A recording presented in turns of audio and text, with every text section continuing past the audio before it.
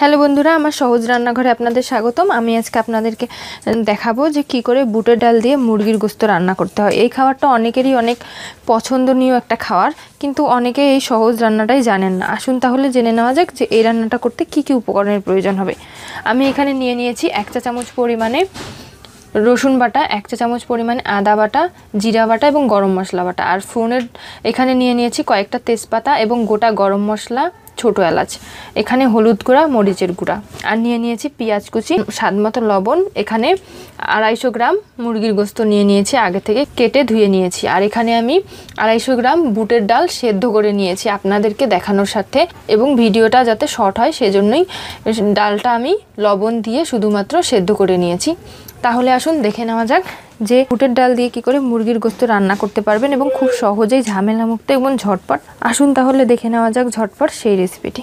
আমি চুলার মধ্যে একটা কড়াই বসিয়ে দিয়েছি এবং কড়াইয়ে পরিমাণ মতো তেল দিয়ে দিয়েছি। এখন সেই তেলটা গরম হয়ে গিয়েছে। এখন তেলের মধ্যে দিয়ে দিচ্ছি 5 ফোড়ন, দিয়ে দিচ্ছি কয়েকটা তেজপাতা। এখন তার মধ্যে দিয়ে দিচ্ছি আমি পেঁয়াজ কুচি।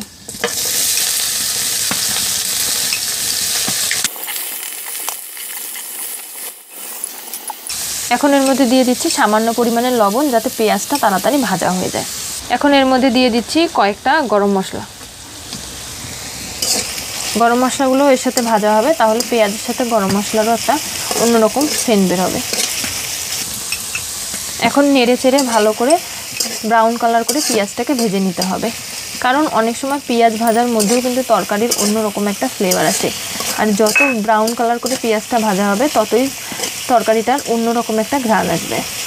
তাই পেঁয়াজটা আমরা এখন ব্রাউন কালার করে ভেজে নিচ্ছি। আমার পেঁয়াজটা ব্রাউন কালার হয়ে আসছে। এখন আমি এর মধ্যে দিয়ে দিচ্ছি হলুদ গুঁড়া 1 চা চামচ পরিমাণে, দিয়ে দিচ্ছি মরিচের গুঁড়া 2 চা চামচ পরিমাণে। আপনারা এই মরিচের গুঁড়াটা চাইলে কম বেশিও করে নিতে পারবেন, পরিমাণের উপর মরিচের গুঁড়াটা নির্ভর করে। এখন আমি এর মধ্যে দিয়ে দিচ্ছি 1 চা চামচ পরিমাণে রসুন বাটা, 1 চা চামচ পরিমাণে জিরা বাটা, 1 চা চামচ পরিমাণে আদা বাটা এবং গরম মশলা 1/2 চা চামচ। এখন ভালো করে একটু নেড়ে চেড়ে পেঁয়াজের সাথে মিক্স করে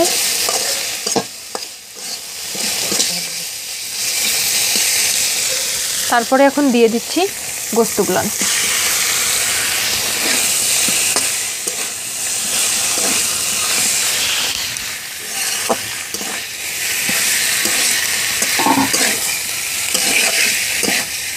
এখন এর মধ্যে আমি দিয়ে দেব পরিমাণ মতো লবণ। দিয়ে দিলাম 1 চা চামচ পরিমাণে লবণ। এখন কিছুক্ষণ ভালো করে নেড়ে চেড়ে গোশতের সাথে মশলাগুলো মেশাতে হবে।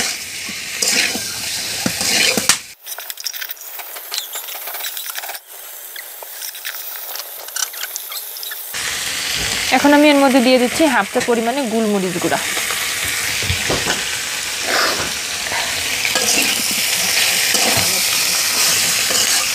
এখন গোশতটার ভিতরে যাতে মশলা ঢোকে সেজন্য হালকা পরিমাণে আমি 1 কাপ পরিমাণে পানি দিয়ে দেব, যাতে করে গোশতটা সেদ্ধ হয় এবং মশলাগুলোও ভিতরে ঢোকে।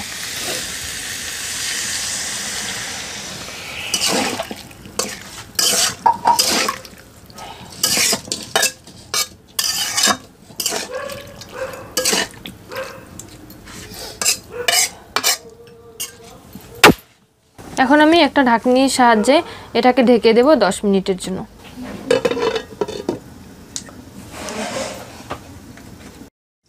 10 মিনিট পরে ফিরে এসেছি। তারপরে দেখা যাচ্ছে যে আমার গোশতের মধ্যে একদমই পানি নেই, হালকা পানি আছে। সেই পানিটা এখন ভালো করে কষাবো আমরা। কষানো হয়ে গেলে সেই পানিটাও থাকবে না, হালকা জাল দিয়ে একদম তখন চুলার জাল লড়তে রাখতে হবে এবং রাখার পরে গোশতটা ভালো করে এখন কষাতে হবে। আমি এখন গোশতটা ভালো করে কষিয়ে নেব।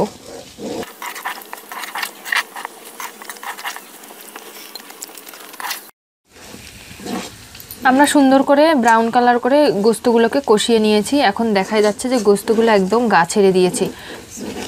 খুবই সুন্দর কষানো হয়েছে জন্যই গোশতগুলো গা ছেড়ে দিয়েছে। এখন এর মধ্যে আমরা 5 মিনিট ধরে গোস্তটা কষিয়ে নিয়েছি। এখন আমরা এর মধ্যে দিয়ে দিচ্ছি আগে থেকে সেদ্ধ করা বুটের ডালগুলো। বুটের ডালগুলো এর মধ্যে দিয়ে দিচ্ছি।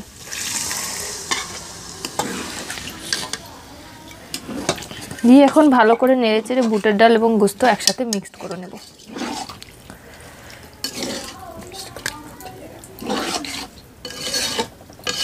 মিক্সড করে 5 মিনিট ধরে ফুটিয়ে নেব সুন্দর করে, যাতে করে বুটের ডালের ভেতরে মশলাগুলো ঢুকে যায়।